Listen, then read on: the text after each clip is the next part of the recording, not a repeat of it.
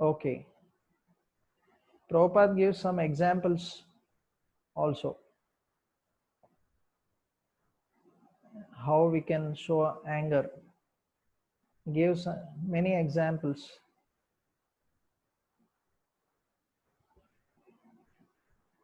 He gives examples of Arjuna, Hanuman. Yeah. Then we discussed what Yudhishthir talked about anger. Yeah, Lord Chaitanya to Jagamata and all. Yeah. Then we discussed how Yudhishthir Maharaj talked with Draupadi regarding anger. What exactly, what was the essence? Anybody remembers? What was the essence of that talk?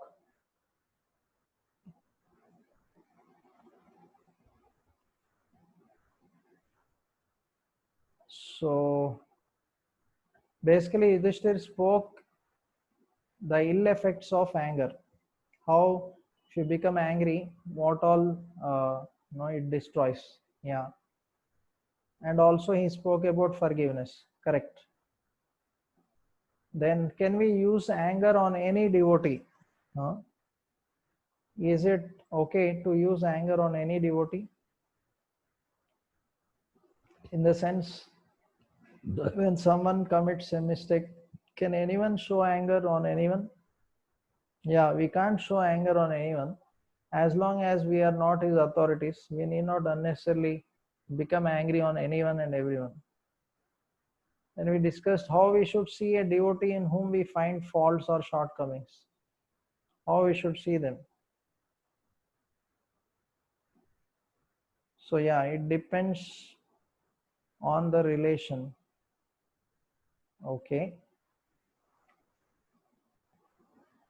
Yeah, so we discussed some analogies like how people are in hospital, deceased.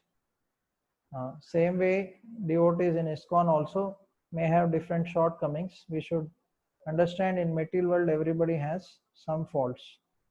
We discussed how the fault finding mentality is millions of times more worse than the fault.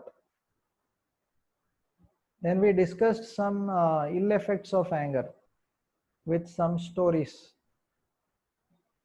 Anybody remembers in short, like what are the different stories we discussed regarding the ill effects of anger?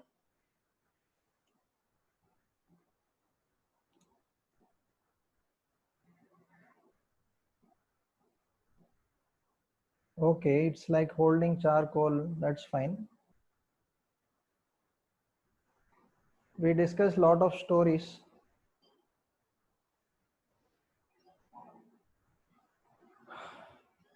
Okay, we discussed the story of Buddha, if you remember, and one story of Lord Ram.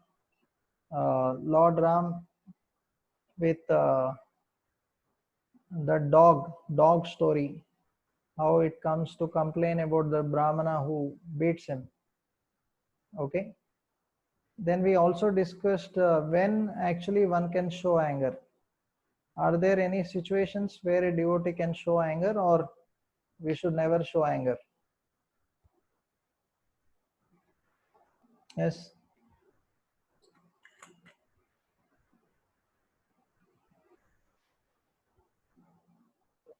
When should we show anger?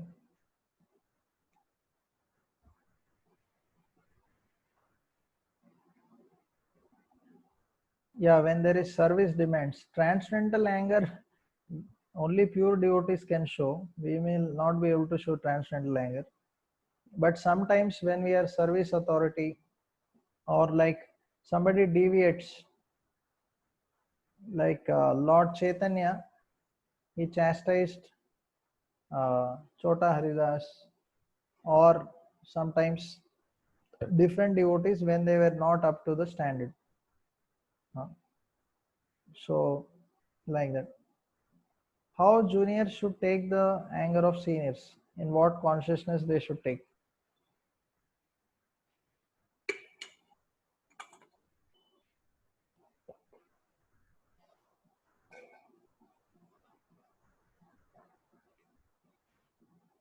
How juniors, yeah, they should take it as for our purification, for our own benefit, in a positive state of consciousness. What Srimad Bhagavatam talks about seeing the perpetrator of suffering, means the person who causes us suffering.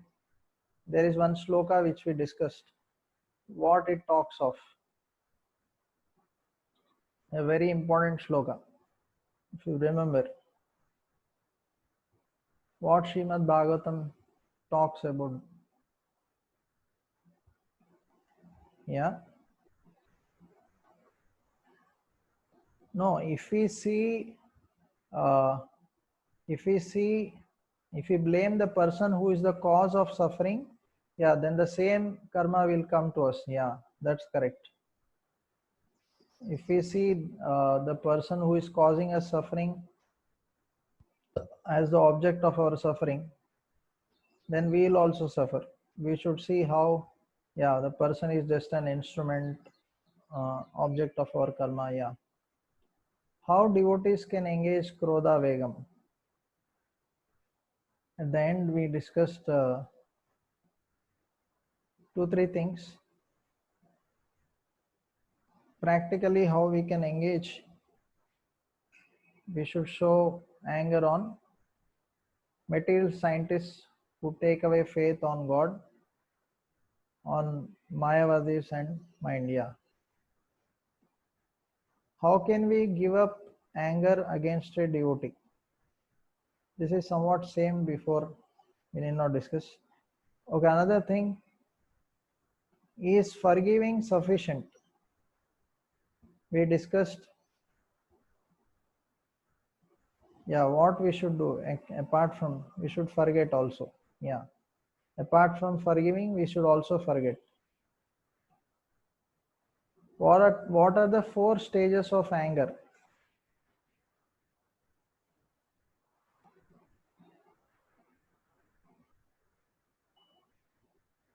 We discussed, yeah, correct.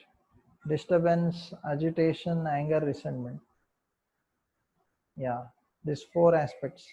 Out of these four, resentment is most dangerous. Recently, Radhesham Pro was telling that somebody has resentment, he may have to take another birth. Means if somebody holds the grudges against another person very strongly, he may have to again take birth. Radhesham Pro was telling in one of the recent brahmachari classes. So I'm just showing one document in short, a very inspiring article by His Grace Gaurang Darshan Prabhu on art of responding effectively. So this is talking about Dhruva's pastime, but very nicely brings out many wonderful lessons. So we are not going to discuss everything, but I just want to bring out two, three important things which are very helpful.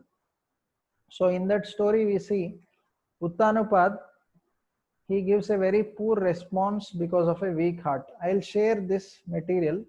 You can read at leisure, but very important aspects, because when we also undergo some situations like this, we also respond like how all these people responded. So here one character is of King Uttanapad. So he, when Dhruva was chastised by Surichi, what was his response, right? So here he is telling our Gaurang Darshan Prabhu, one reacts impulsively at times due to the heat of situations or lack of maturity. Even if one knows what is right, what is wrong, one's weaknesses do not allow one to act aptly. The heart's weaknesses is often due to egoistic pride, undue attachments, and unfair obligations.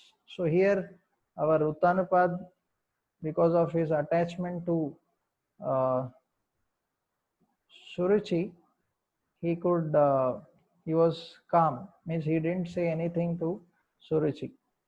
Okay. And later, when we see how uh, the boy Dhruva goes to his mother, Suniti, what was the response of Suniti?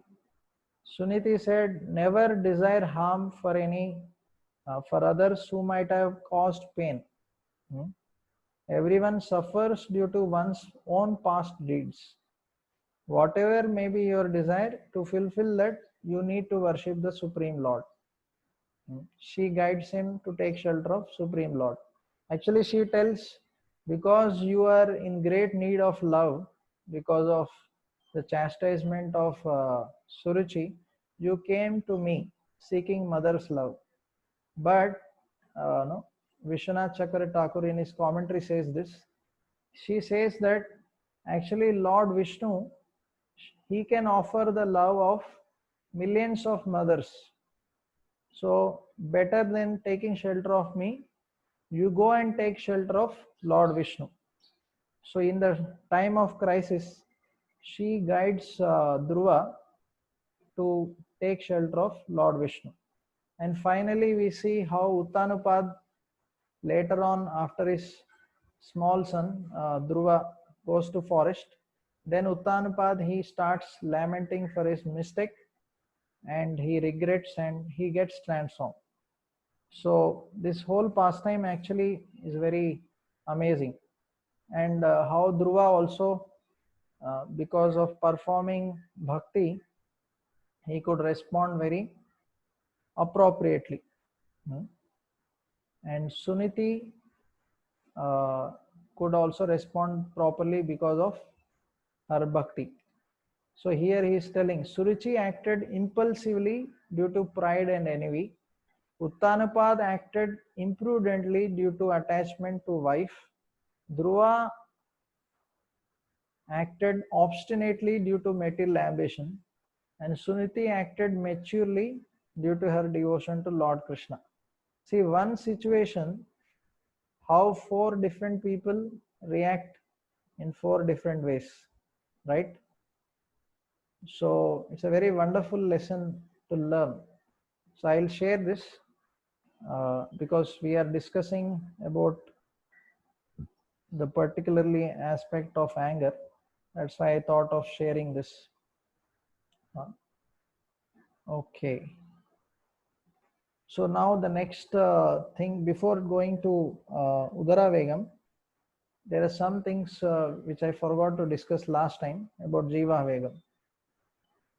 So actually we see the tongue, which is the strongest of all the senses.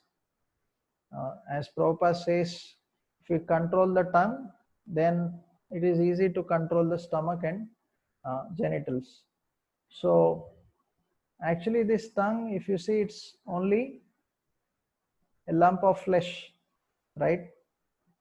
It is nothing but a lump of flesh. But to satisfy this lump of flesh, we are struggling so hard.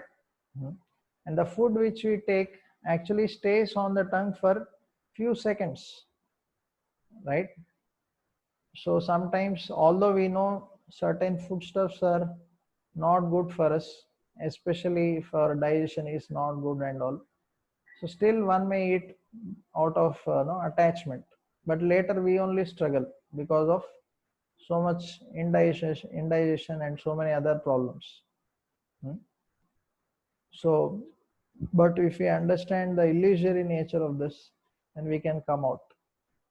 So initially we see Srila Prabhupada, he kept a jar of gulab jamun, and whenever somebody would think of leaving also the association, sometimes devotees, they thought, oh, such nice gulab jamun. Somebody, even there is a pastime where somebody actually wanted to leave, but he thought, okay, before leaving, let me take some gulab jamun. So he took one or two. Then he felt, oh, actually this association is so nice, and no, I will not get such association and such nice prasad. So he didn't leave the association. But later, if you see, the same Srila Prabhupada, he once said that we should not be attached even to a gulab jamun, that can keep us bound in the material world. So initially, we very much what we call encourage people to eat both in quality and quantity wise. But eventually, we see Prabhupada many times emphasizing. He talks about the Goswamis, Nidra Hara Vihara Kadi Vijito. Gradually, one should reduce one's eating and sleeping. Prabhupada tells about Raghunath Das Goswami, how he became so austere gradually. Although he was son of a great zamindar, when he left his family, when he came initially to Jagannath Puri, so initially he was getting lot of money from his parents. So every day he used to invite the Vaishnavas and Lord Chaitanya for prasad. He used to order all the Jagannath Mahaprasad and serve and honor the remnants. But eventually he saw that Lord Chaitanya asked once Swarup Damodar that what happened nowadays. He is not calling, Raghunath is not calling us. So then he says, actually, uh, Raghunath, he became very detached. He thought that taking money from parents is not good. So now he left that money and he is begging alms at the door of Jagannath temple, like all the beggars. And whatever he gets, he is accepting that only. So Lord was very pleased by his renunciation. And after some days, Lord sees that no more Raghunath is seen at the door of Jagannath temple. So then he asked Swarup Damodar, what happened now? He is no more seen. Then Swarup Damodar says he became further detached. He is feeling that asking alms and waiting for people to give him prasad, he is feeling like a prostitute who will give what. So he felt he should not beg like that. So he is just completely depending on Krishna. So whatever is thrown by the pujaris after becoming rotten, it is given to the Talinga cows. And the cows also, which after eating it, if they don't find it edible, they spit that rice, and that rice is taken by Raghunath. He washes it and he adds little salt and he honors that prasad gratefully. So Lord was extremely pleased seeing the renunciation of Raghunath Das Goswami. So one day he goes and he catches that rice and he says, "What are you eating secretly without giving me?" And then Lord pulls and he takes and eats that particular rice. And he says, "This is the greatest offering I ever got." Uh, Although Lord Chaitanya, if you see, all the devotees, they try to serve him the best of Mahaprasad, everything hot and everything most edible. But here, how come Lord is telling that no, this is most pleasing? Materially, if you see, it is completely inedible and very difficult. How come he is saying? So Lord is actually relishing the renunciation of Raghunath Das Goswami. Uh, he is not tasting the material aspect of that prasad. He is relishing how in great devotion to Lord, how Raghunath Das Goswami is every day renouncing so much. So renunciation in devotion to Lord is appreciated. Vishaya vinivartante niraharasya dehna rasavarjam rasopyasya param drishtva nivartate. When you get a higher taste, you automatically give up so much. Okay, all the lower tastes. It becomes very, very easy. So Raghunath Das Goswami is getting so much higher taste that he eventually is able to give up all this. So that was most pleasing to Lord Chaitanya. And eventually it is mentioned, when Lord Chaitanya disappears, eventually Raghunath Das Goswami goes to Govardhan and stays there. That time it is mentioned he only was drinking some buttermilk, few drops. But Prabhupada warns all of us that we cannot imitate Raghunath Das Goswami. We should eat whatever is required to keep the body and soul together. That much we can eat. But how do we know exactly? So as I discussed last time, whatever is required to keep ourselves enthusiastic to serve Krishna, that much we should honor. Okay. Then, yeah, as I mentioned, tongue is only offering us pleasure for few seconds. It is a titillating pleasure. So better we tolerate that. If we can just tolerate for that few seconds, then so much of time and energy is saved. Sometimes we, because of tasty food, we overeat. Then we, oversleep, and even digesting becomes very difficult. Lot of time and energy goes waste. So once Radheshan Prabhu was asking Shamanand Prabhu that why sometimes we find in ISKCON devotees eat a lot. May not be everyone, but he was asking once. So Prabhuji gave very nice answer. He was telling, actually in general we see there are so many restrictions in terms of all other senses. There are a lot of restrictions.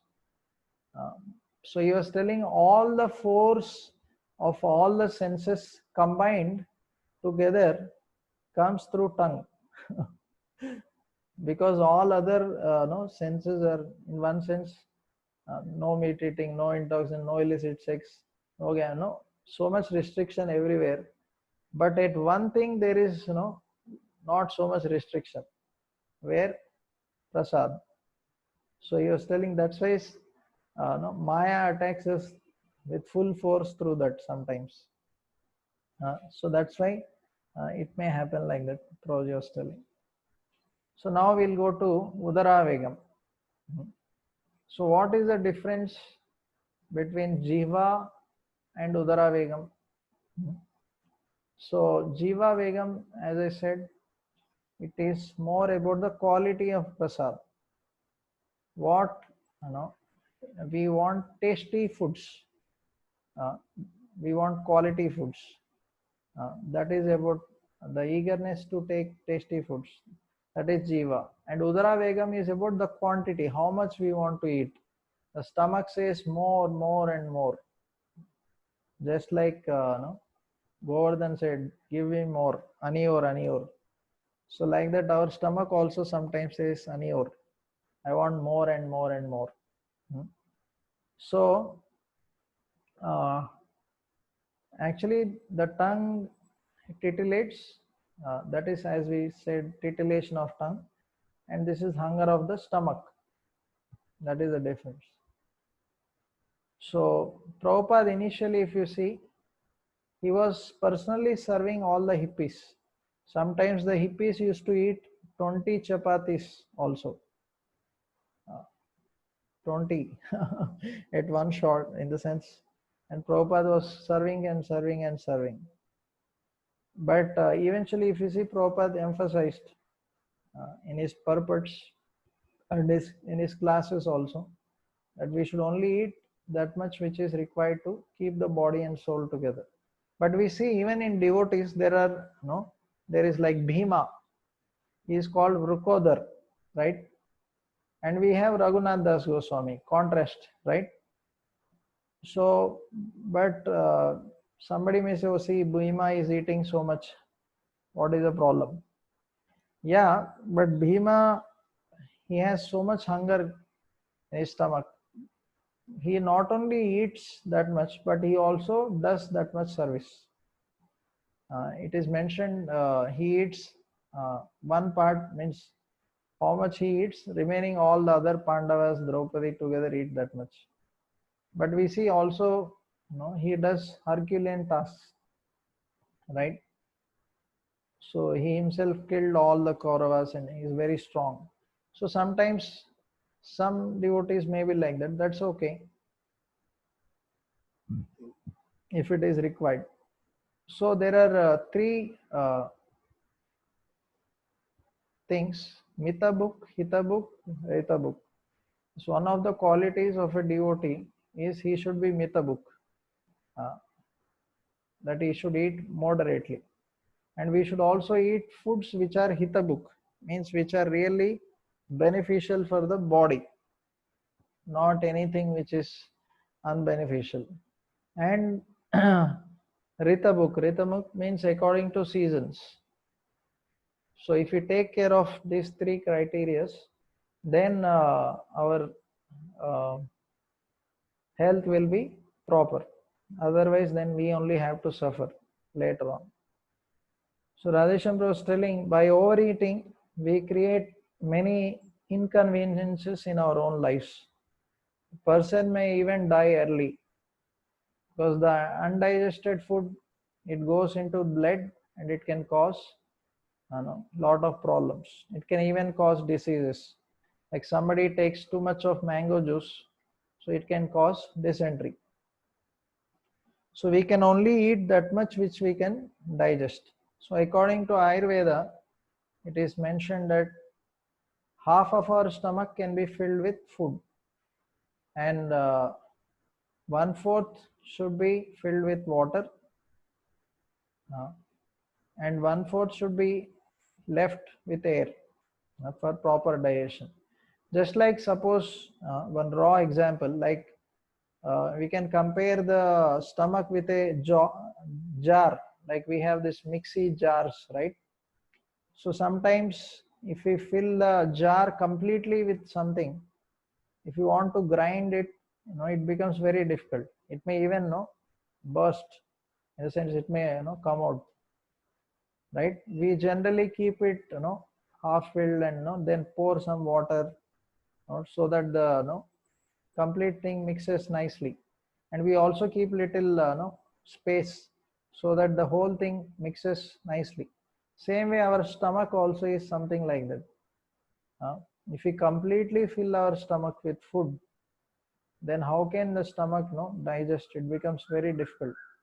So then it can lead to indigestion problems, digestive problems, right? So that's why this is recommended. And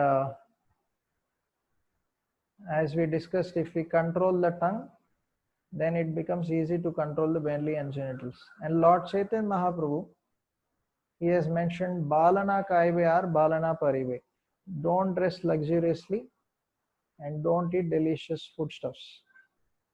So those who suffer from disease of stomach must be unable to control the urges of belly, at least according to this analysis. When we desire to eat more than necessary, we automatically create many inconveniences in our life. But Prabhupada says, if we observe fasting days like Ekadashi, Janmashtami, we can restrain the demands of belly. So the best way Prabhupada is mentioning, if we can fast on some of the days like Ekadashi, Janmashtami, as much as possible, then the undigested food which remains in the stomach, then that also gets digested. That way one can remain very healthy, and we can leave the stomach for some time, because it is always working. Then it can be in some problem. So also we should understand, we don't need too much prasadam to keep the body and soul together. Like somebody is working too hard physically, they only need lot of prasad. Otherwise, somebody is just working. Nowadays, most of people work mentally more than physically. So that in that sense, we don't need much prasad. So there is one nice story to explain how one can control one's stomach. So there is one disciple called Upamanyu of Jaume Rishi. So all other disciples were very obedient, quite thin, but he saw Upamanyu was very fat. So then Dhaumya one day called him and say, how come you are so fat? Are you offering all the food which you beg to me? He says, no, no, no, I am not offering. So then Dhaumya says, now from day you should offer everything, whatever, you should offer me food. So, but still after some days, he sees Upamanyu is still fat. Then he says, are you, no, or, means how come are you offering everything? He says, I am offering you food, I beg. But again, after offering you, I am again going and begging for myself. Then Dhaumya says, no, no, no. Whatever, you should never separately beg for yourselves. Whatever, anytime, any place, whatever you beg, everything should be offered to me. And whenever I ask you, whenever I give you, then only you should take. Then Upamanyu says, okay, okay, okay. Then after some days, still he sees him very fat. So he says, no, are you no eating anything else? He said, no, I am going and no drinking the milk of cow. So whatever, you are saying whatever, no, I beg, I should offer. I am not begging. Whatever cows we have in ashram, I am going and drinking that milk. So Guru says, no, no, no, you can't drink like that independently. You should take my permission. So like that, he increases his standards. So one day, gradually he becomes very obedient. So one day, this Upamanyu goes to forest. So there he eats some leaves, unfortunately, and becomes blind. Some poisonous leaf, and he becomes blind, and he falls in some kind of ditch. So finally he prays, and this Ashwini Kumaras, they approach, they appear, and then they offer him some food. He was very hungry for a long time, but then Upamanyu says, no, no, only after taking permission from my guru, then only I can honor this prasad. So he was very strictly following the instructions of his guru. So then Dhaumya Rishi very much appreciated the attitude of Upamanyu. So by following the orders of his spiritual master, Upamanyu gradually over a period of time, he was able to control his tongue and stomach, like that. So yeah, specifically as we were discussing about Ekadashi, controlling the stomach. So when Krishna sees that we are trying to control our senses, seeing our sincere endeavor, Krishna gives his mercy. Okay.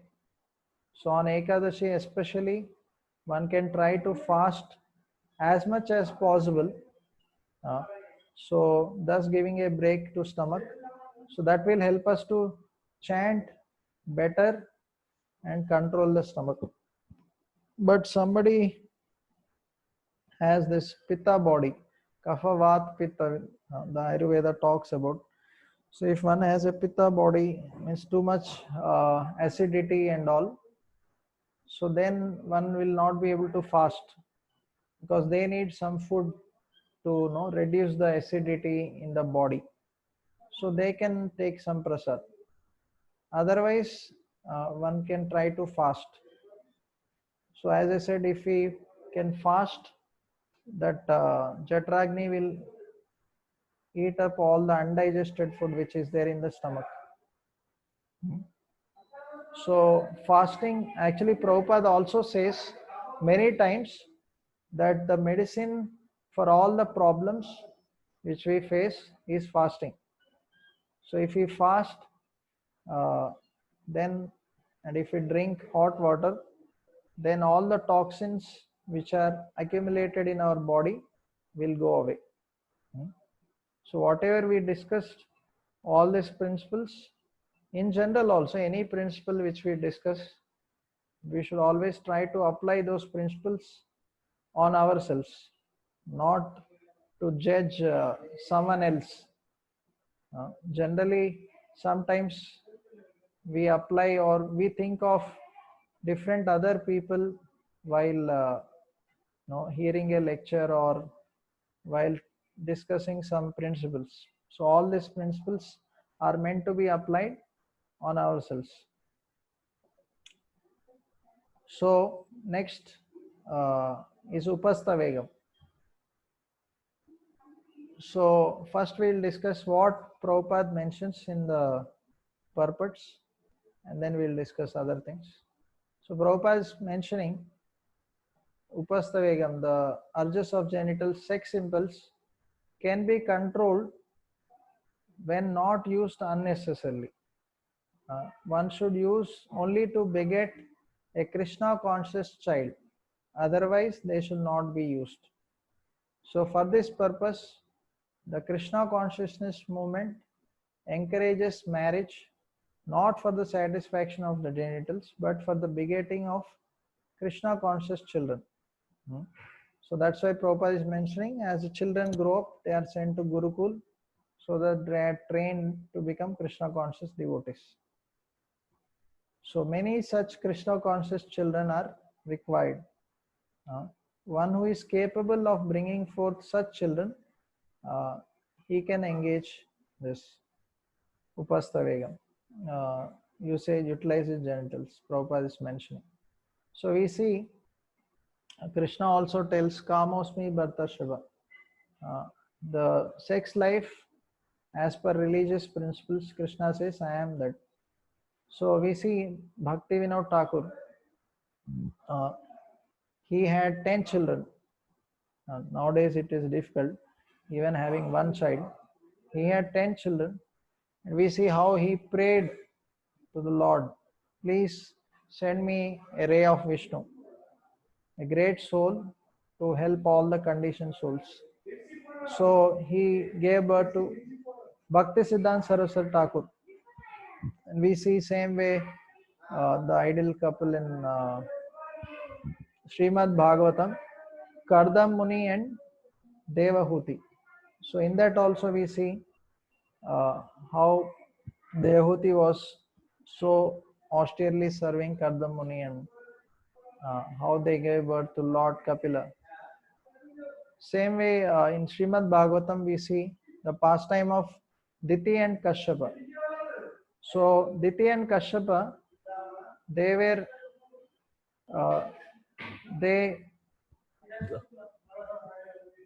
mixed at wrong time, in evening time, and because of that they gave birth to Hiranyaksha and Hiranyakashipu, right?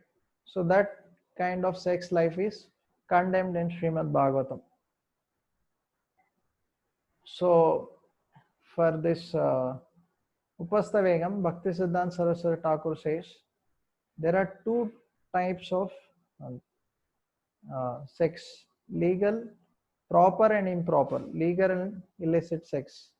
So when a man is properly mature, he can marry according to the rules and regulations of Shastras, and he can use his genitals for begetting nice children. This is legal. Otherwise, somebody may adopt artificial means, so that is not recommended as per the scriptures. So when one indulges in illicit sex, so there are 8 things mentioned in the Shastras. What is condemned? Thinking, planning, talking about, or actually having sexual intercourse, or by satisfying the genitals by artificial means, he is caught in the clutches of Maya. So these things are condemned by the Shastras. So now we'll discuss the solutions for Upastha Vegam. So scriptures say until the age of 25, one needs to be trained in Gurukul. So some people, they continue in the Gurukul.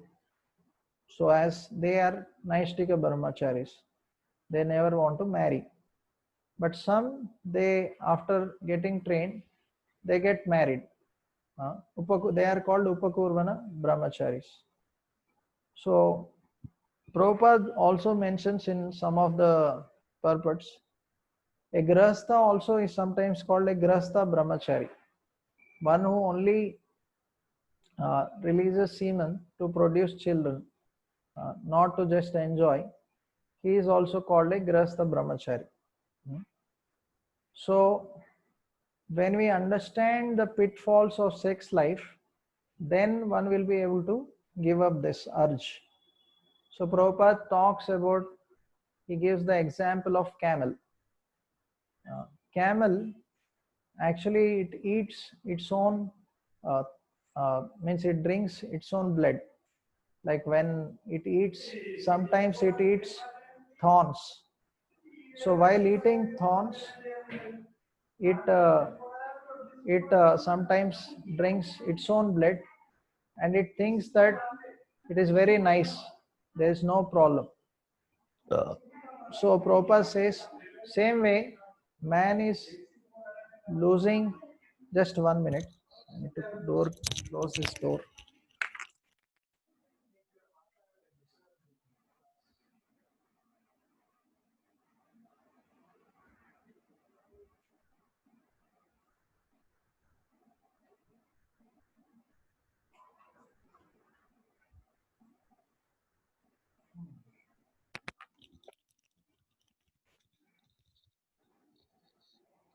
Yeah, now it is okay. Some disturbance was coming.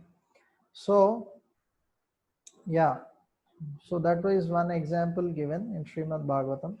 Prabhupada also tells how by losing semen, one loses lot of vital energy, but one which nourishes the brain.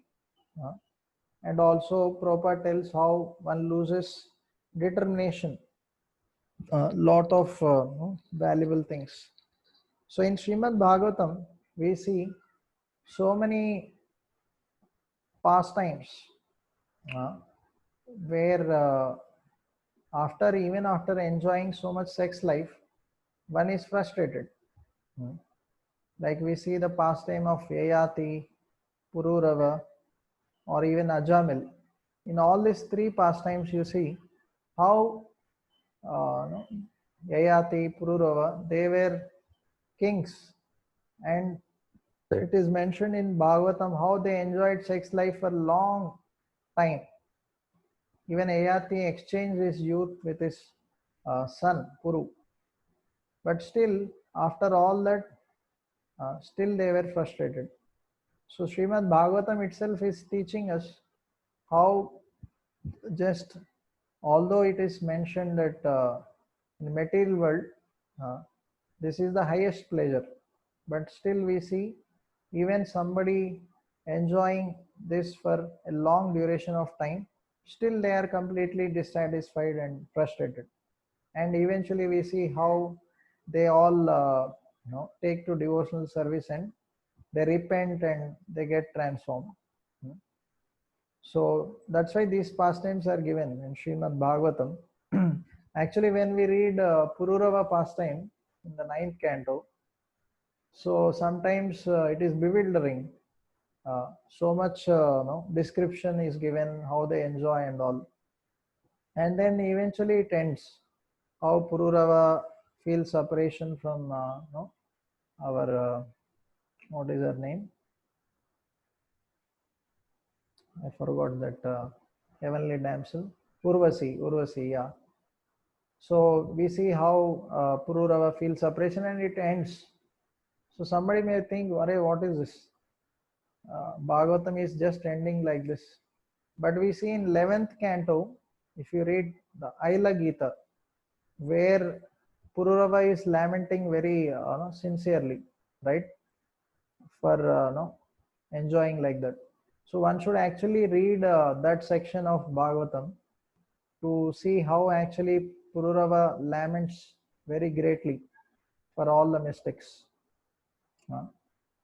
Like that. Also, Prabhupada talks many times this story of liquid beauty, which tells us how this body is all temporary and illusory. So that story goes like this. Once one prince was attracted by one very beautiful lady. So he says, I want to enjoy you.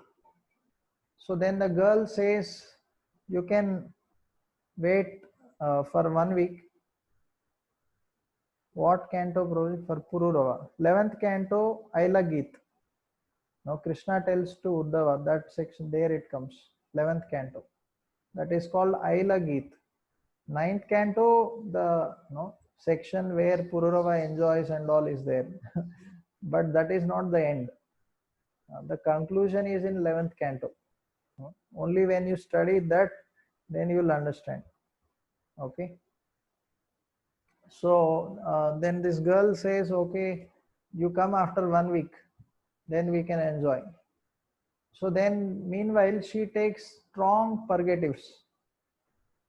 So because of that strong purgatives, she vomits and has loose motions and all.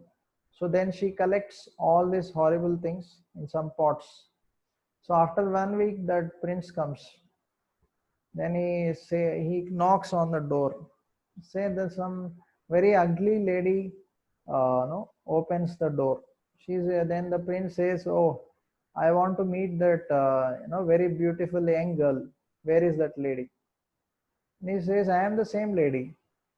So then the person is shocked. No, no, no, but she is so beautiful. Where is she? Then she says, "No, I have preserved no, all that beauty for you. Please come." So then she takes him to that pots, and then she shows, and when he smells and sees that, no, he is no, then she says, actually, this is my beauty. So he becomes completely detached. He says, "Arey, this is so horrible." Then she explains how she has taken purgatives, and then she says, "This is actually my beauty. So if you want to enjoy, you can enjoy this." And that is a truth, because actually Prabhupada says how this body is made of bones, flesh, blood, urine, stool, or horrible substances. And because of the illusory nature of Maya, one foolishly thinks that uh, one is this body, and no, one has a beautiful and young body. So this is all illusory nature of Maya. So there is another nice story which Prabhupada talks many times, which also helps us to come out of the conditioning. So once Indra, he was he disrespected Brahaspati. So Brahaspati cursed him to become a hog. So Indra becomes hog, and he has a wife and children, and he stays in the gutter. So after some time, Brahmaji comes, and he tells Indra, now sufficient no time has gone. Now we need you back, so you can come back to heavenly planets. But Indra says, "Oh, no, no, no, I can't come.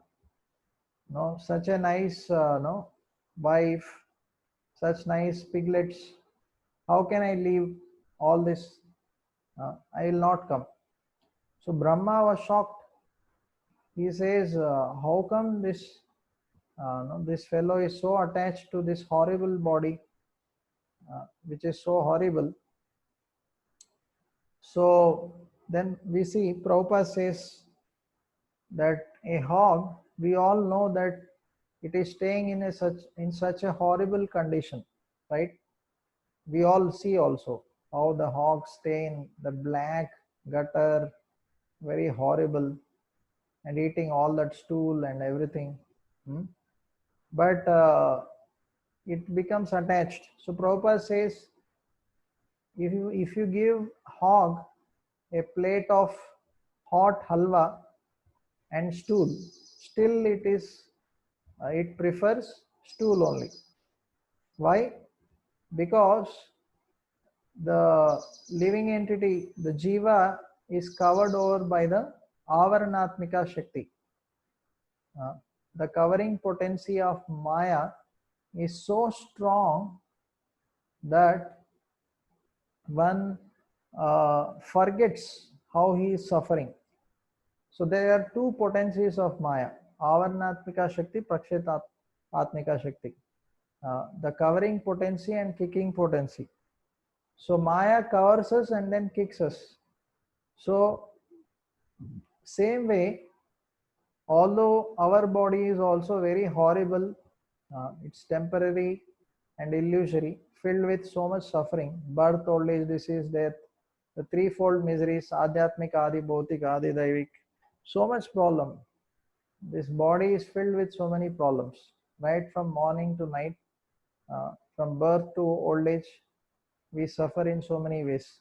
Still, we are attached to this body. So, because of the covering potency of Maya. So, Prabhupada says this beauty is only skin deep. If you remove the skin, there is no beauty. Nobody will ever like. So, what is real beauty? Prabhupada says, actually, the real beauty is the beauty of soul, the beauty of Krishna. Actually, why the body is attractive? Because of the presence of soul. When the soul leaves the body no longer is attractive. Nobody likes a dead body. Everybody wants to burn the body. Even the wife, one devotee was sharing that in Bangalore, one very young couple was staying and the husband died in the night. So the wife called the parents somewhere else in Bombay. She said that my husband died and she was crying and all. Then they said, okay, you wait until morning. No, we will come and no, we'll do the rituals and all. She said, no, I can't stay with this dead body. So even for the wife, no, it becomes so troublesome. Dead body. So nobody likes the dead body. But why the living body is attractive? The dead body also has the same, if you compare the dead body, living body, it's the same. So only because the soul is present, that's why the body is attractive. So the soul is actually attractive. And why the soul is attractive? The soul is attractive because of being part and parcel of super soul or Krishna. So because the soul is coming from Krishna, part and parcel of Krishna, that's why it is attractive. So instead of becoming attracted to the body, one can become attracted to Krishna, who is all attractive. So that is how we can overcome this false attraction of Maya. So because of bodily concept of life, we think we are this body. Aham mameti, I am this body, and everything in relation with the body is mine.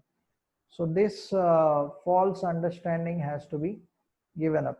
Then only we will be able to come out of this. Otherwise, very, very difficult. So we can keep on explaining, but we'll go ahead. Another way to overcome this is by keeping the deities as a center of family. In the sense, always keeping Radha and Krishna, their pleasure as a goal of our life. So Bhaktivinoda Thakur, he sings, Jedina Grihe Bhajana Deki Grihete Goloko Baya. The day when I see the bhajans of Radha and Krishna going in home, I feel this is not different from Golok Vrindavan.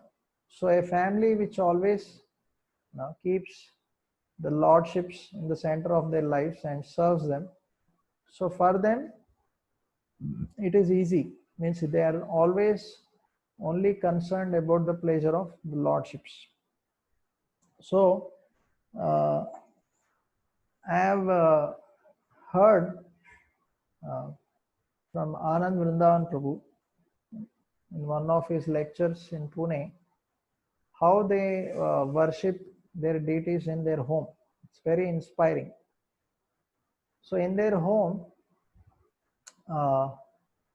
so they do everything for the pleasure of the deities. So he was sharing few things that generally we all buy gold ornaments for ourselves. So he was telling why we should uh, not offer the best to Krishna. So he says in their house, even for deities, they buy golden ornaments and they offer them. And in their house, whatever they purchase, they offer first to Krishna. And they, because the consciousness is that uh, they are the owners of the house and we are their servants. So whatever is there, we need to offer for their pleasure. So even when they leave the house, they seek the permission of the deities and leave. And when they come also, they again take permission and come. And even he was telling, in case they have any wrong thoughts in the mind and all, they come and beg forgiveness from the deities because they are the owners, we are the servants, we are supposed to have proper consciousness while living in their house. And he was telling that every day they have Mangalarti right at 4:30 and they strictly follow and they celebrate very gorgeously all the festivals. And in summer they have some fountains to please the deities so that some cooling drops of water falls on the deities and they feel very nice. And not only that, every month once they chant 64 rounds and he calls all his counselees and even some brahmacharis also they go and chant. And once they go in, they never means they can't come out, in the sense after chanting 64 rounds only they can go out of house. That is the rule. And everybody has to come by 4 a.m. and at least they should be until 11 a.m. And then only they can go out. And on Haridas Thakur's disappearance day, they chant 192 rounds, and same rule is applied on that day also. And even he was telling uh, that day also, so many devotees, sometimes even 100 devotees come and they chant together like that. And he was telling, I was asking him how you got so much inspiration to follow so strictly, even though you are a grahastha, it becomes very difficult to maintain such high standards. So he was telling there are some devotees who come regularly in his place. He was telling there is one disciple of Radha Govind Maharaj. From last 10 or 15 years, every day he chants 32 rounds, and until he finishes, he will not take even a drop of water. And he said and he is a very big diamond merchant. So on Ekadashi, he chants, I think, 64 or 108, something like that rounds. And he never even lifts his phone on Ekadashi. He only chants, and his wife only lifts the phone and she only says that today is Ekadashi, sorry, he can't lift, he can't talk. And whole day he just chants, and in case his rounds are over, he just hears some Prabhupada lectures at the end of the day. And even if it is lakhs of business, he will just forget it, in the sense he doesn't talk anything else. So he was telling, when I saw such devotees following such high standards, that's why I also got inspired, he was saying. So we see how these devotees are so wonderfully following.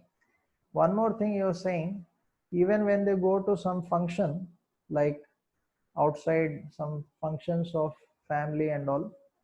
He was telling they don't take prasadam there.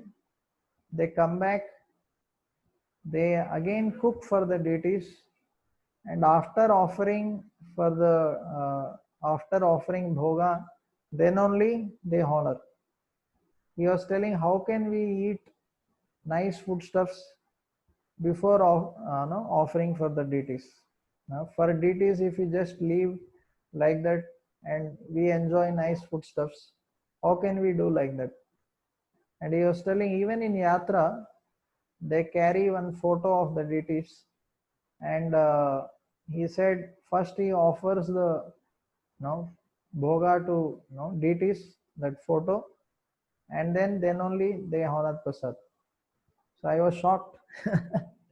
I thought that what is their consciousness? So much always thinking about the pleasure of the Lord constantly, and least worried about themselves and their own needs.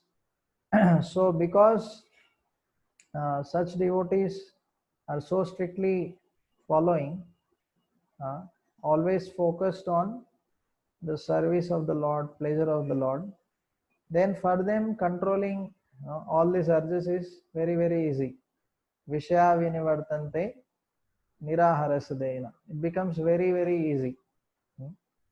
So we may not be able to follow so high standards, but at least we should take inspiration. Someone is following, so we can at least take inspiration and follow to some degree, if not so much, right? So another thing is, when the mind gets such thoughts of enjoying, as we discussed in Manasa Vegam also, we can chastise the mind. Dhyayato Vishyan Pumsha. When the mind starts contemplating, right at that moment, we should cut the thought. That is how a devotee stops. Otherwise, it will go further and further, and one will develop attachment. Also, as Krishna says, Kama esha krodha esha rajoguna samudbhava. When there is mode of passion and ignorance, these thoughts, lusty thoughts may come. So in this world, when we are in this world, we may have to deal with situations of passion, ignorance, because the whole outside world is filled with such modes. So one should try to avoid as much as possible getting into such situations. Then it can help us to a great degree to control this urge. Otherwise, it's very difficult. So now we'll see some slokas from Bhagavad Gita and other scriptures, which helps us to discuss about this lust. Krishna says, Avritam Gnanametena Gnanino Nityavairina Kama Rupena Kaunteya Dushparena Alanena Cha. Thus the wise living entity's pure consciousness becomes covered by his eternal enemy in the form of lust. Krishna is telling this is his eternal enemy. That's why we are here in the material world. Because of our desire to enjoy separately from Krishna, that's why we are here. And he's telling this is never satisfied, which burns like fire. So if you try to enjoy more and more, it is like pouring petrol in the fire. Then it will increase more and more fire. So that is not the solution. And Prabhupada many times quotes this also, Mukunda Mala Stotra.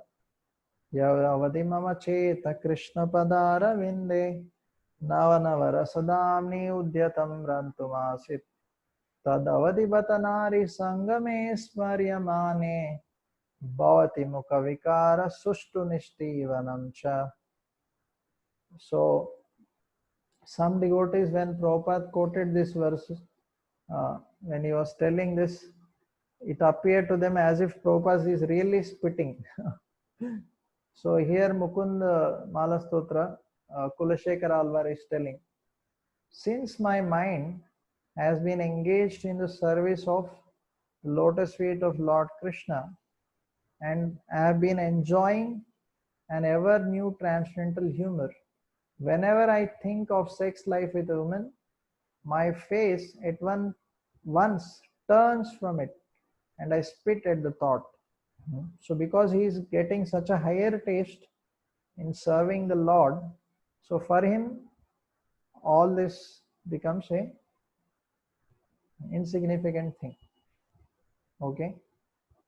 So, in Srimad Bhagavatam, there are many other shlokas talking about this. Pumsa striya mitun bhavametam tayormito hridaya granti mahu ato graha kshetra sutapta vittair janasya mohoyam aham mameti. This is told by Lord Rishabha to his sons, 100 sons. The attraction between the male and female is a basic principle of material existence. On the basis of this misconception, which ties together the hearts of the male and female, one becomes attracted to this body, home, property, children, relatives, and wealth. In this way, one increases life's illusions and thinks in terms of I and mine. So this is Bhagavatam is telling how Lord Rishabha is telling this is the basic root cause of material existence. So this binds us further and further. And Lord Prahlad is telling this in the 7th canto. En maitunadigrahame sukam hitucham kandu yanena karayor iva dukkha dukkam tripyanti neha kripana bahudukka bhaja kandu tivan manasijam vishaheta. So he is telling sex life is compared to the rubbing of two hands to relieve an itch.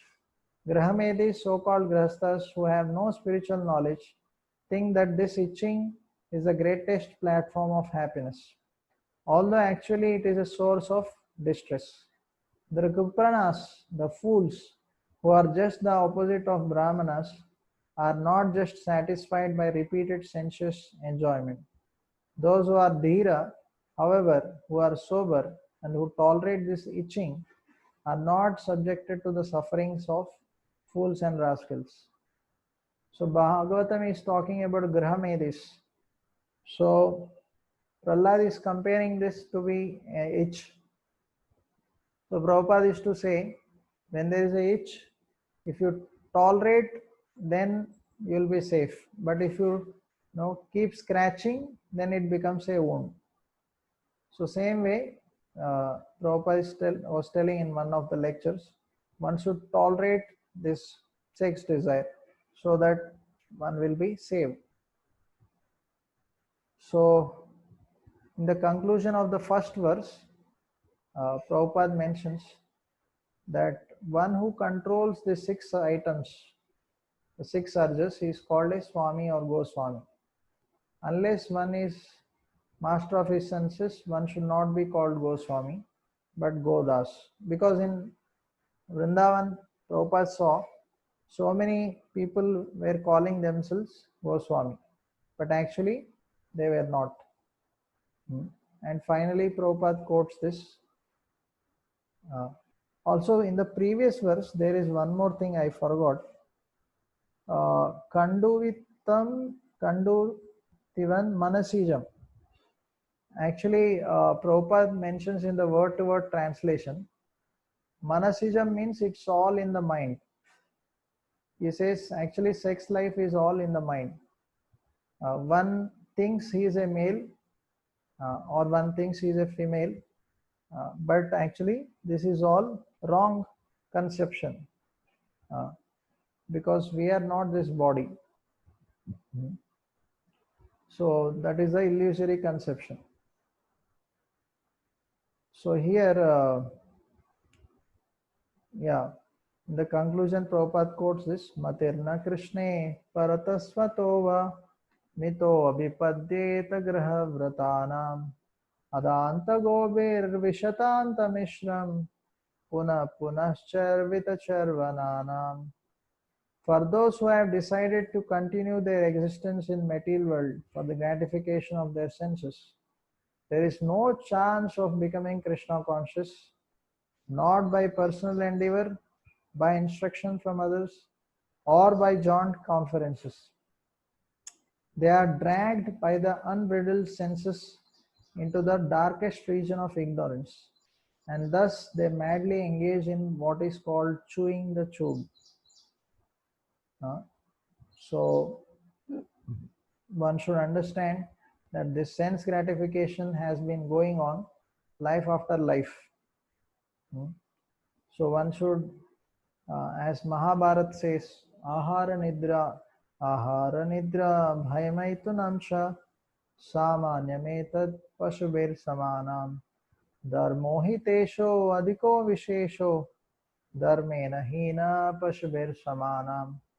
So if we just do the 4 activities of eating, sleeping, mating and defending without thinking of our real dharma, Krishna consciousness, then Mahabharata is talking how then there is no difference between animals and human beings. So one is supposed to control these urges. So this is in short talking about this flow diagram is showing how what Prabhupada has mentioned about all these different Vegas. So we will not see again. I will share this PPT. In short, whenever we want to go through, this will help us.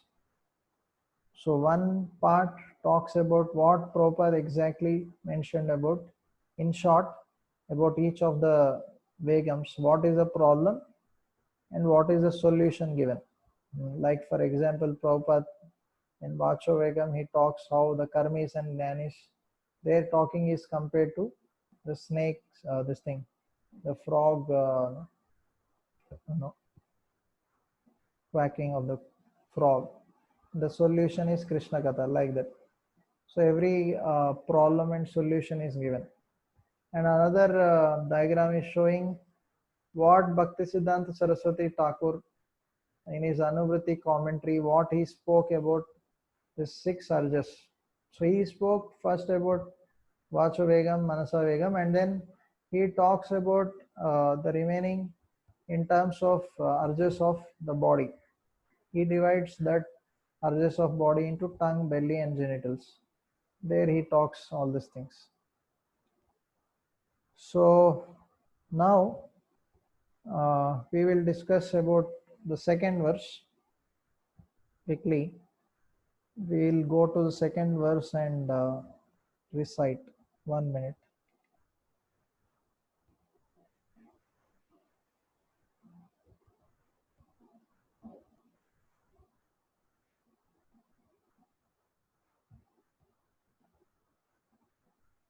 Okay, questions at the end. Yeah, at the end we'll have questions.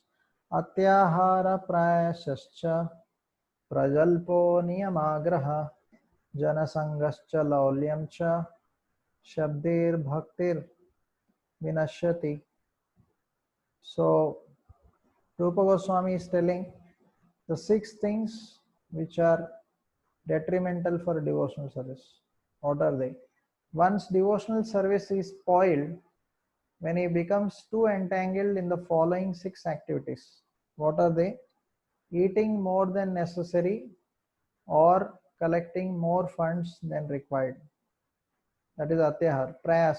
Over endeavoring for mundane things that are very difficult to obtain, or talking prajalpa, talking unnecessarily about mundane subject matters. Fourth, the practicing the scriptural rules and regulations only for the sake of following them and not for the sake of spiritual advancement, or rejecting the rules and regulations of scriptures and working independently or whimsically. Fifth, associating with worldly minded persons who are not interested in Krishna consciousness and the Jana Sangha. Fourth one is Niyamagra, and sixth Laulyamsha, being greedy for mundane achievements. So this is the translation. Now we'll go to the PPT. So even in the second verse, Prabhupada gives some introduction, little bit of introduction he gives before talking about Atyahar and all. So Prabhupada says in the beginning of the purport that human form of life is meant for plain living and high thinking. So there he talks about the three energies of Lord. There are three energies. What are they? The marginal energy, the external energy, and the internal energy. These are the three energies. The Bahiranga Shakti, Antaranga Shakti, and Tatastha Shakti. What is this Tatastha Shakti? The living entities. They have the option, they have the free will either to fall in Bahiranga Shakti or Antaranga Shakti. Okay. So why this is explained? Because this has link with plain living, simple living, and high thinking. So when someone follows simple living, then one will be saved from Bahiranga Shakti, external energy, from getting entangled in the material energy. Okay. Because when you live simply, in the sense you don't have too much needs, you have nothing much to take with external energy. You are more saved from that. And high thinking means we are thinking about Krishna. So by high thinking, one will think of the high reality, Krishna consciousness, and one can move from marginal energy towards internal energy. Means one will take shelter of the Antaranga Shakti, internal energy. So Bahiranga Shakti is Durga Devi, Maya, Mahamaya, which tortures the conditioned souls, threefold miseries and all. And Antaranga Shakti is Radharani. Okay. So in this world, Prabhupada says there are two types of people. So with the marginal energy, the Tatastha Shakti, it has two options with the free will. One option, it can take shelter of Radharani, the internal energy. They are called Mahatmas.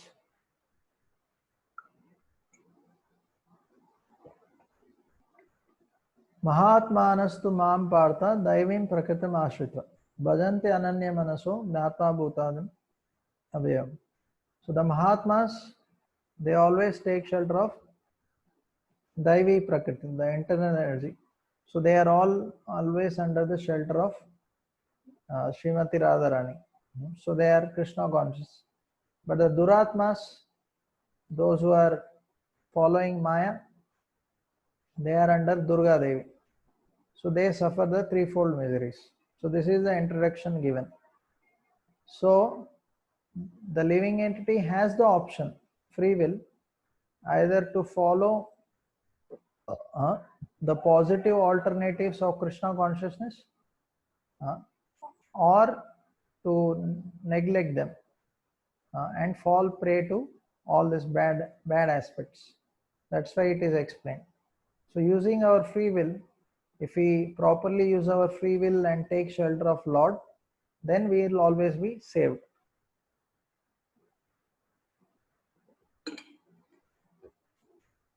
So the guiding light or the guiding principle for the entire second shloka is simple living and high thinking. If you can follow that, then we can avoid all this atyahara, atyahara and prayasa, all these things. So when you are under Antaranga Shakti, internal energy, then you are Krishna conscious, as we discussed. You think of Krishna.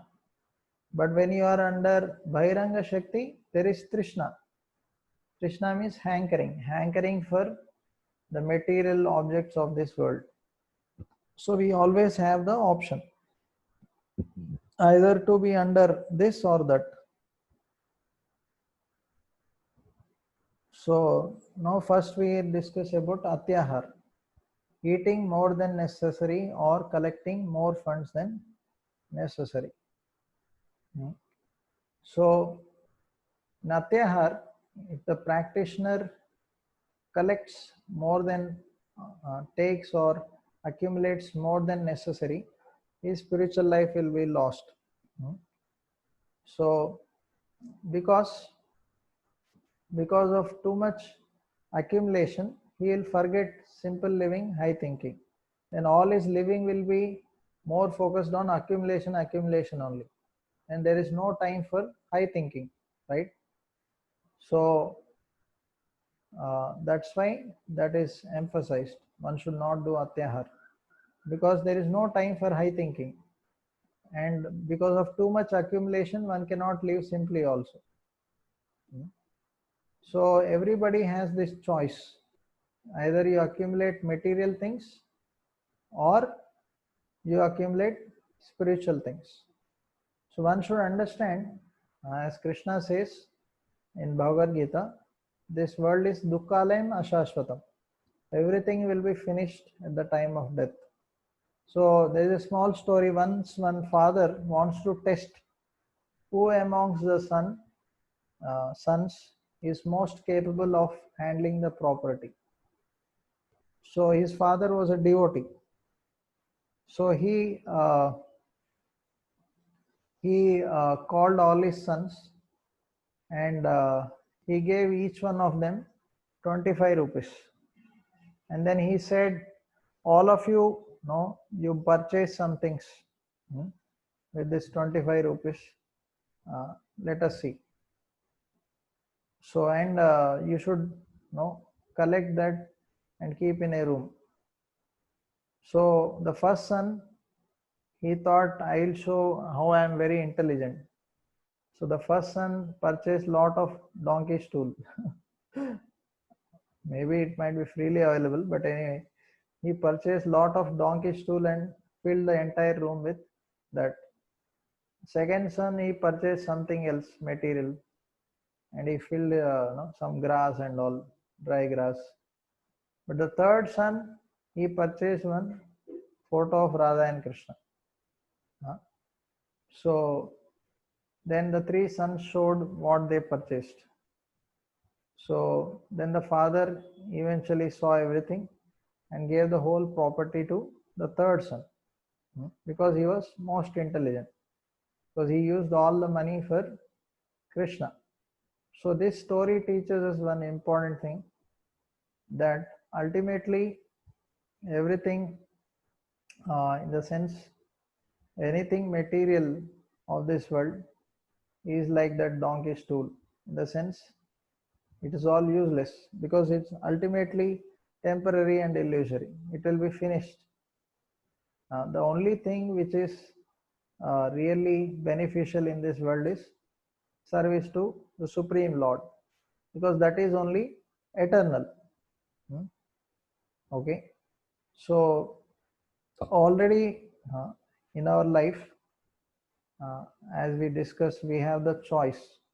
So before coming to Krishna consciousness, already so many conditionings, and we have accumulated so many grossly and subtly, both ways we have accumulated so many bad things, right? But now remaining part of our life, we have the choice to fill it with Krishna. So the solution for atyahar is, instead of accumulating material things in your life, you better accumulate with yourselves with Krishna. So how much that does it mean that we should not accumulate anything? No, we can accumulate. One can possess so much which is favorable for the execution of Krishna consciousness. So Prabhupada says, everyone requires possessions such as food grains, clothing, money, all these things necessary for maintenance of body. but one should not collect more than necessary for his actual basic needs. If this natural principle is followed, there will be no difficulty in maintaining the body. So Prabhupada always used to give this analogy of fish. So the fish, when you take the fish out of water, no matter if you give the best of foodstuffs, the best of luxuries, still it will never be satisfied.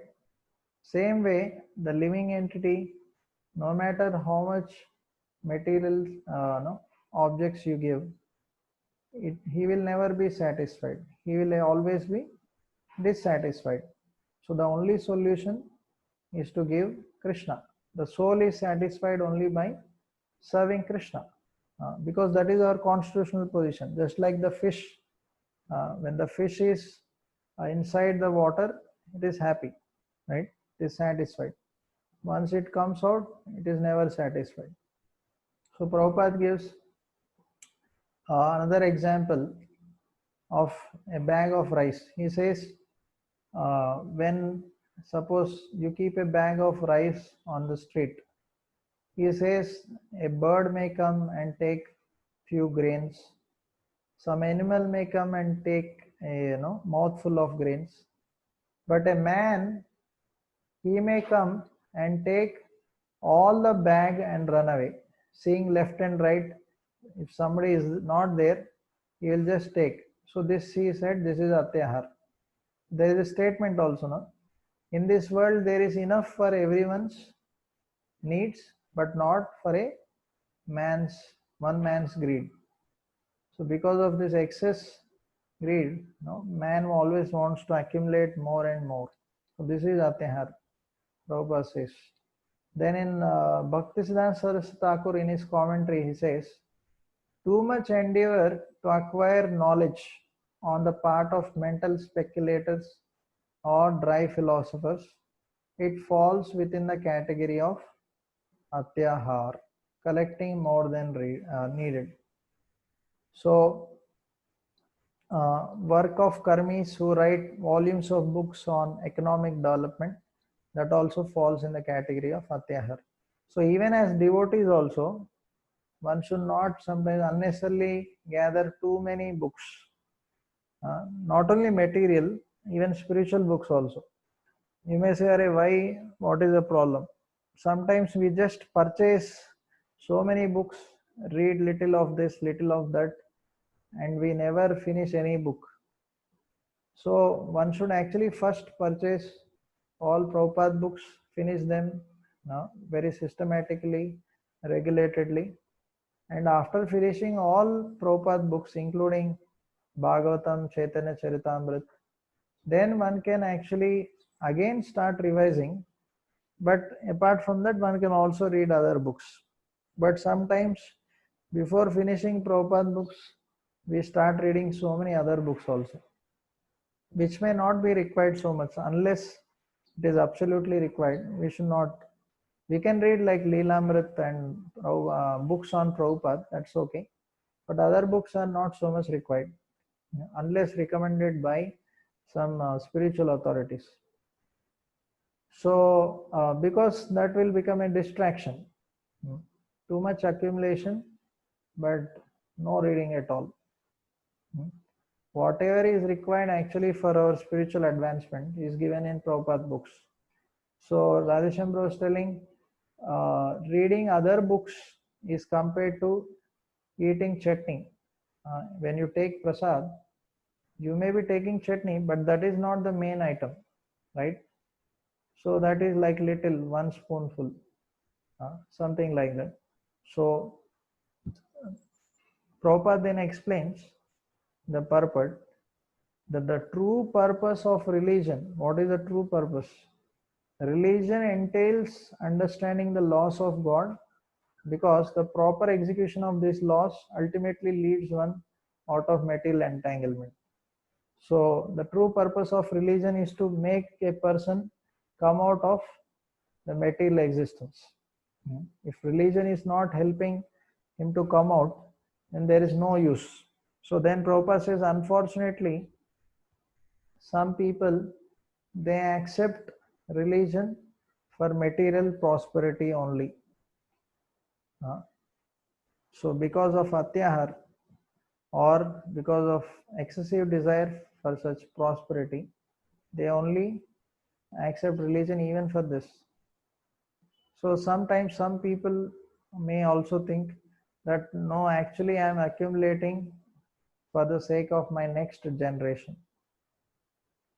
So Prabhupada in this purport, he mentions the story of a man who was only absorbed in saving money for the next generation, and in his next life he was born in the next to his own house. He was born as a cobbler, but then he was not accepted by his own previous family, although he is a father. So such is the situation. So you accumulate, but everything is gone at the end of life. Also Prabhupada says, also people who have no desire for Krishna consciousness, who are simply interested in possessing more and more material things, either in the shape of scientific knowledge or monetary gain, or even scientific knowledge, just accumulating knowledge without any purpose, that is also atyahar. Prabhupada says, karmis labor to accumulate more and more money for future generation. So there is another story of Narada Muni and Kailash not knowing their future position. So Narada Muni once tells to this Kailash, hey Kailash, I will take you to Vaikunta right now. If you want, you can come. Generally, it is not allowed like this, but it's a rare chance.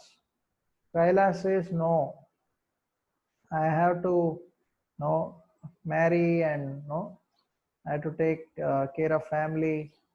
Let me get married and we'll see later. See, after some years, Narada Muni comes. Then, meanwhile, Kailash marries and he has children.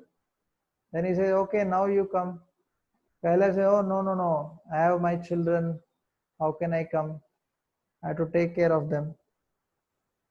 He says, okay, I have to take care, let them grow. Then I will see. After some years, again, Narada Muni comes. By that time, Kailash becomes very old. Then he says, okay, at least now you come. He says, no, who will take care of business? My children, they don't know how to take care. I only have to train them. I can't come. So again Narada Muni comes after some time. Then there is no more Kailash. Only photo is there with one garland. Then he understands Kailash is no more. The son say he has died some time back. So while going out of house, he comes across a dog barking. The dog starts barking, bhav, bhav, and all. He says, oh, I am Kailash, I am that Kailash. Oh, Kailash, you became a dog. What happened? He said, now at least you come. See how you got this horrible body. Kailash says, no, no, no.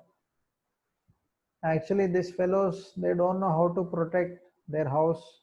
There are so many, burglars, thieves. They can anytime attack the house and steal everything. So I will not come. Then Narada Muni goes.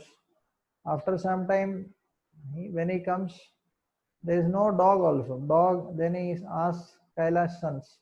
They say dog died. So when Narada Muni leaves the house and goes through the fields of Kailash, then he comes across snake. The snake tells, I am the same Kailash. Then he says, Arey, what you are doing in this horrible, envious body? The snake. So he says, I have to protect the fields of my sons. These fellows, they don't know. So many rats are attacking. If I am not there, all the paddy will be finished. So then Narada Muni understands this fellow is never going to come. He is so attached to his family. So then finally Narada Muni starts calling. Snake, snake, he starts loudly shouting. So then all his sons, they come and they kill this Kailash, snake.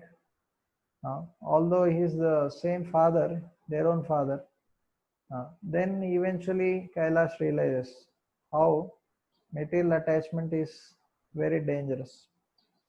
So through this story, Prabhupada teaches us many lessons. How we also may delay going back to the spiritual world because of our material attachments. So this attachment can come in different ways, not only for family, but one may think I will do good to one's community, country. This Prabhupada says this ism, that ism, like this. And in this way, aham mameti, one becomes attached to uh, different ways of attachment, material attachments. So, but a devotee, uh, he understands that everything belongs to Krishna. All money, resources, manasa deho geho. That's why we sang that song. Our body, mind, words, everything, all the resources, everything belongs to Krishna. So, because everything belongs to Krishna, a devotee understands that everything should be utilized in not my service, but in Krishna's service. Whatever I have, I own. Uh, Everything has to be in his service. Then that is not atyahar. Then Prabhupada says how animals, they don't do atyahar. Only human beings do atyahar. So he says the lower species, they never eat or collect more than necessary. So that's why he says in animal kingdom, there is no economic problem or scarcity of necessities. He gives the example how Krishna is maintaining even elephants. They eat every day 40 kgs. So who is providing? So he tells in animal species, no one needs to work so hard like the human beings. God is providing for all of them. So Bhavadishambhru was giving this example of Giriraj Maharaj's sister. They were very rich. So she had 6,000 dresses. Can you imagine? 6,000 dresses. And even after having so many dresses, still when on her birthday, uh, she was not given what she liked and all. Uh, she didn't get the dress which she wanted. She was crying. Maharaj told it in one of the classes. So this is how the living entity, even though he has so much, he is dissatisfied. And also sometimes people, they accumulate because they want to show off according to their status. They want scooter, car, or bigger car. There is no end to, in the sense, if somebody only thinks of no, showing off to others, then there is no end to such things. So it is also mentioned that one of the princesses, I don't know where, but she has 6,000 pairs of shoes. My lord, I don't know when she will wear. So there are, Prabhupada says there are three types of atyaharis: bhukti kamis, mukti kamis, and siddhi kamis. The bhukti kamis, who are they? They are only interested in material happiness. So for that they accumulate. And mukti kamis are those who desire merging into Brahman. And siddhi kamis are those who are looking after, they desire mystic perfections. So instead of Krishna, because they want to accumulate all this, that's why they are also coming under atyahar. In the sense, anything which is not done for the pleasure of Krishna, but for one's own sense gratification, That's why they are also coming under the category of Atyahar. So there is subtle Atyahar also. Radheshambra was telling there is gross Atyahar and subtle Atyahar. When scientists are only indulging in making some gadgets only for sense gratification, they use all intelligence for such things without thinking about higher purposes of life. That is also Atyahar. The sense unnecessarily they are now using all their intelligence only for accumulating and creating such gadgets for the comfort of body.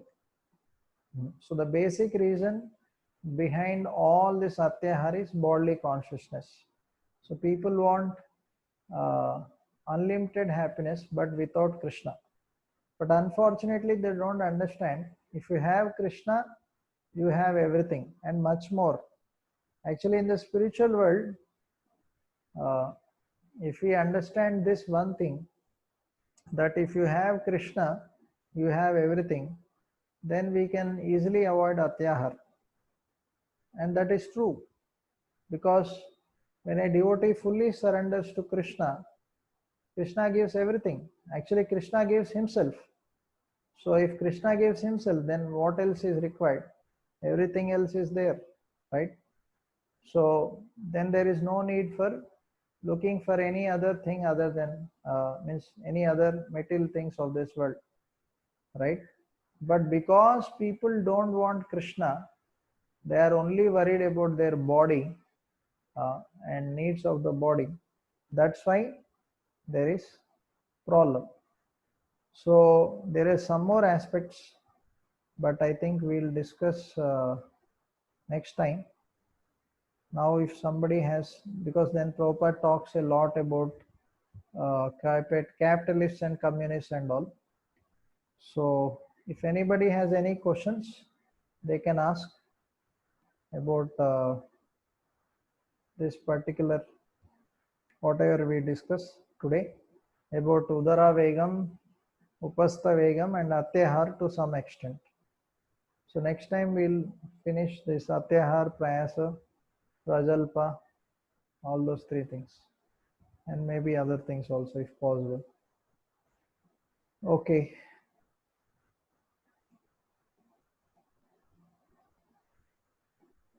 So there is one question.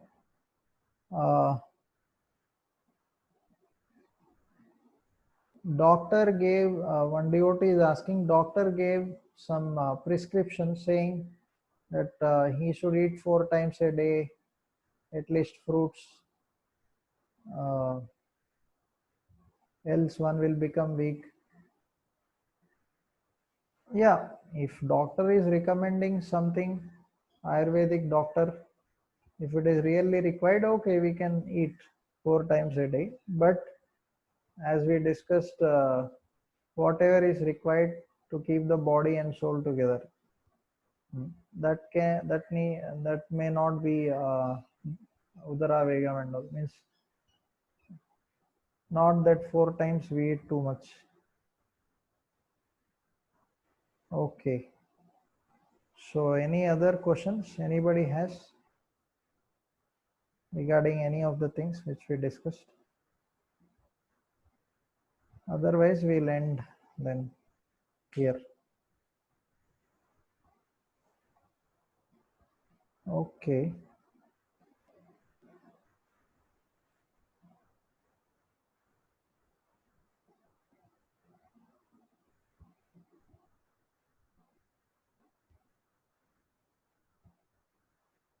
So on Ekadashi, as I said, if somebody has a Pitta body, we need not fast. We can eat some prasad. We can fast to some degree, whatever is basic minimum required. How to stop fault finding? By seeing good. Actually, there is one Prabhupada disciple. I heard that from last many years, he does one thing every day. He writes 3 good things in others and 3 bad things in himself every single day. So if we can do that, that is the best solution for fault finding, because our mind always thinks about faults. To overcome that, this is the best solution. Our mind will cry because to see good in others sometimes becomes difficult. Every day, not just one day. So if we can do that, it is easy to overcome this fault finding tendency. Okay. Any other question? Uh, Actually, Pururava pastime, as I said, if you read the 11th canto, there this Pururava is talking the temporary illusory nature. It's not that he's only talking about the enjoyment and all. The 9th canto. So you can read that because your question is a devotee is asking here. It appears that the enjoyment of Pururava is mentioned more than the frustration and all.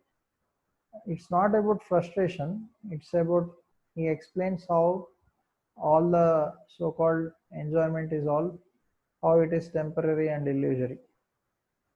So that is described. See, transcendental knowledge, even one line is sufficient. It's not that they have to explain no with so many verses and all. So yeah, he spoke a few verses, but still that is good enough. But good amount of verses are there, at least 15, I think.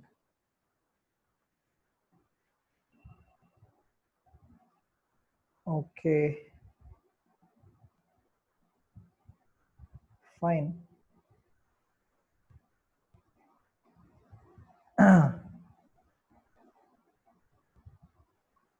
uh, and there is another question. What is ever new transcendental humor? Joking with Lord? Or no, no, no. In that verse, Yedavadi Mama Cheta Krishna Arvinde, that Mukunda Malastotra, that says how while performing devotional service, a devotee relishes newer and newer rasas. In the sense, while serving the Lord reciprocates in different ways, so that he is relishing. In the sense, Lord is Rasaraj, he is the king of all rasas, and he keeps on reciprocating with the devotee. He gives different realizations to his devotee. So when a devotee sincerely executes Krishna consciousness, the Lord reveals himself in different ways. That's what he's talking about in that Mukunda Mala Stotra. When he talks about uh, he is relishing more and more, newer and newer uh, this thing.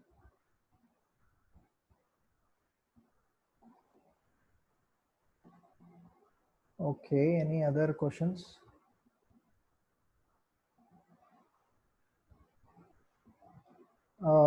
Here is one another question. Should we become a Goswami only then we are qualified to understand spiritual knowledge and preach? No, it's not like that. Prabhupada, as we discussed, Prabhupada said very very easily, in the sense he talked right. Uh, he said anybody who knows even a single line that Krishna is Supreme Personality of God, even they can preach. So it's not that you have to become Goswami, then only preach. Then nothing will happen. No preaching will happen. Okay. So that is talking about Guru. The first verse is telling who can become a Guru. Uh, that we need not worry. Okay. So here is another question. At the time of death, do people still have greed? Yeah, people have greed. That's why they are taking birth. There are so many materialistic people having so much greed. That's why there is one story also that one person, he was very old and attached to money. So his sons, they thought that we will send him to Varanasi. Let him see all the people getting burnt. Uh, so I think on the banks of the river, I forgot which river, they burn all the dead bodies. I think Ganga only. So they thought by seeing that this fellow will be transformed. But after some time, they see that father was crying. So then the son think that, oh, see, now he has transformed. Then the sons ask, what happened? Why are you crying? Then the father tells, see, all my life I have been doing this some other business. I forgot, whatever it is, shop and all. Now I understood wood business is the best. I unnecessarily no, neglected this. If we had wood business, we could have got so much wealth.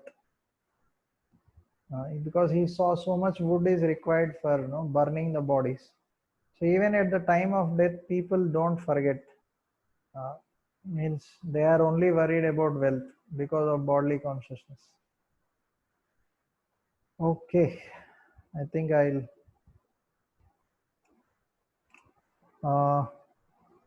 Is there a question? In the name of simple thinking, thoughts come that we need not work hard in such life, and life will be happy and peaceful. Then not working hard is bad. Is it bad? It may increase laziness. We may think that of this word we can be comfortable. Yeah, we should work hard. Prabhupada never liked lazy people, but we should work hard for whom? That is important. We should work hard for Krishna. In material life, we should also work hard in the sense, because without working hard nowadays we cannot earn money and all. But we should also understand that we should work hard for Krishna. And even whatever we are working hard for Maya or whatever in the material world, we should offer the results of that work to Krishna. Then only it will be Krishna conscious. Otherwise, we are losing, right? In the sense, ultimately the result of all this work is useless, right? So Prabhupada always encouraged working hard, but we should work hard for Krishna's sake. We will discuss that in the next class. Who is the best businessman? In one lecture I was hearing, the best businessman is one who pleases Krishna. So one should work hard. Means we can accumulate money and everything, but that should be dovetailed in such a way that it is pleasing to Krishna. We should balance our work, means material duties and spiritual duties. Then that will come more in the section of prayas. That time we will discuss more of those things. Any other questions?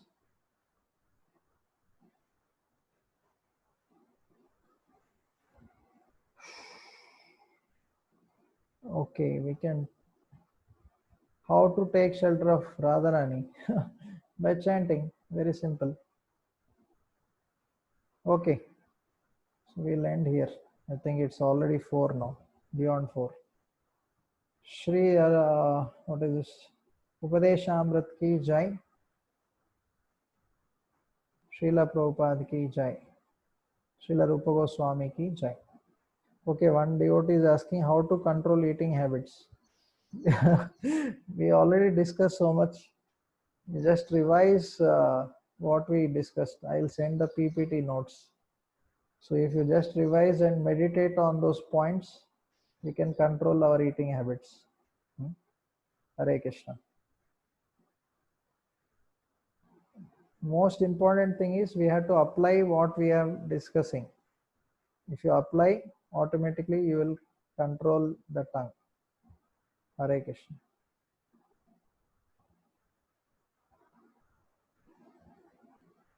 Thank you very much. Srila Prabhupada ki jai.